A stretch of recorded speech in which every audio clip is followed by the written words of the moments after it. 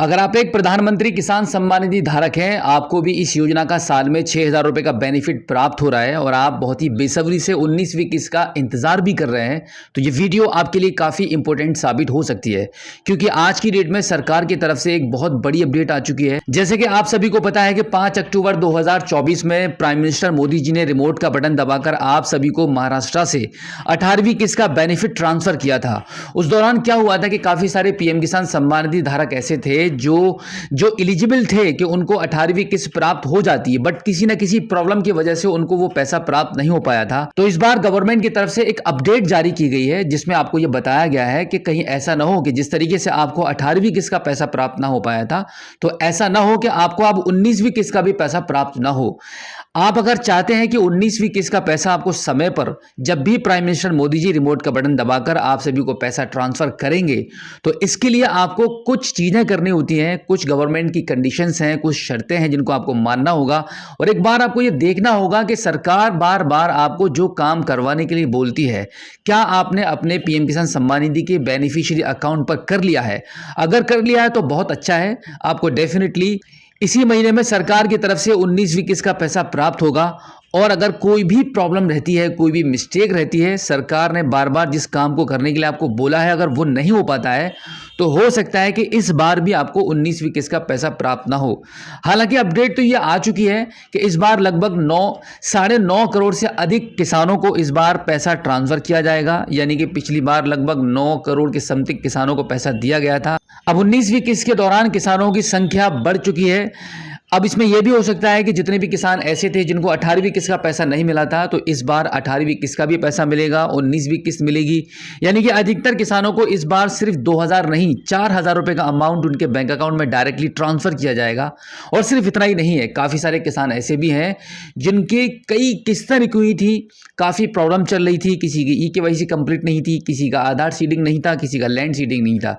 इस बार रिपोर्ट के मुताबिक ये जानकारी मिल रही है कि लैंड सीडिंग की प्रॉब्लम काफ़ी सारे किसानों को आ रही है। आधार सीडिंग की भी प्रॉब्लम थी, बट धीरे धीरे पीएम किसान सम्मान निधि धारक अपनी आधार सीडिंग की प्रॉब्लम को इंडिया पोस्ट पेमेंट बैंक में अकाउंट को ओपन कराकर अपनी खत्म कर रहे हैं इस प्रॉब्लम को। लेकिन लैंड सीडिंग की प्रॉब्लम अभी भी काफी सारे किसानों के बीच में बनी हुई है, जिसका एक ही सॉल्यूशन है, आपको आपकी तहसील में जाना होगा, कृषि विभाग में संपर्क करेंगे, वहीं से आपको इस समस्या का समाधान दिया जाएगा। अब हम बात करते हैं कि जो अपडेट निकल कर आई है वो क्या अपडेट है। तो इसके लिए मैं आपको लेके चलता हूं गवर्नमेंट के ट्विटर अकाउंट पर, जहां पर ये इंफॉर्मेशन दी गई है, जो अपडेट साझा की गई है आप सभी के लिए, वो एक बार मैं आपको दिखा देता हूं। देखिए, अभी हम आ चुके हैं पीएम किसान सम्मान निधि के ऑफिशियली ट्विटर अकाउंट पर, जहां पर आपके लिए एक इंफॉर्मेशन साझा की गई है। यहां पर आपको एक बैनर दिखाई दे रहा होगा, 19वीं किस्त की मोस्ट इंपोर्टेंट जानकारी आपके साथ साझा करने के लिए यह बैनर आपके साथ शेयर किया गया है।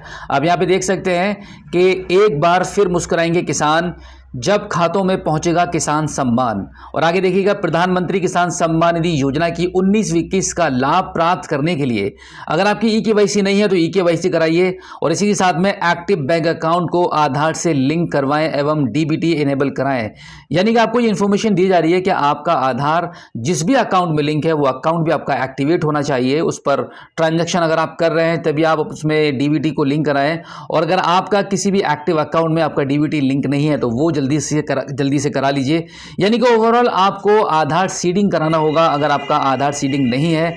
और तीसरा जो ऑप्शन है, जो कि बहुत ज़्यादा महत्वपूर्ण है, यहाँ पर काफ़ी सारे किसान बहुत ज़्यादा कंफ्यूज रहते हैं कि भाई भू रिकॉर्ड का सत्यापन कैसे होता है, यानी कि लैंड सीडिंग आपकी कैसी होती है। तो मैं आपको बता दूं कि लैंड सीडिंग के लिए आपको तहसील में संपर्क करना पड़ता है, वहीं से आपका लैंड सीडिंग का काम कंप्लीट होता है। ऑनलाइन प्रक्रिया अभी गवर्नमेंट के थ्रू इस ऑप्शन के लिए शुरू नहीं की गई है। तो यहाँ पर लैंड सीडिंग कराने के लिए अगर आपका बाई चांस लैंड सीडिंग नहीं है तो लैंड सीडिंग कराने के लिए आपको तहसील ही जाना पड़ेगा। यहां पर गवर्नमेंट की तरफ से आप देख सकते हैं कि सिर्फ 4 घंटे पहले ये इन्फॉर्मेशन शेयर की गई है पीएम किसान सम्मान निधि के ऑफिशियली ट्विटर अकाउंट पर, जहां पर आपको ये बताया गया है कि आर्थिक सुरक्षा और सम्मान, पीएम किसान सम्मान निधि योजना की पहचान। एक बहुत बड़ा स्लोगन है गवर्नमेंट का, आर्थिक सुरक्षा और सम्मान, पीएम किसान सम्मान निधि योजना की पहचान। पीएम किसान सम्मान निधि योजना की अग्रिम किस्त का लाभ प्राप्त करने के लिए दिए गए निर्देशों का पालन करें एवं योजना का लाभ उठाएं।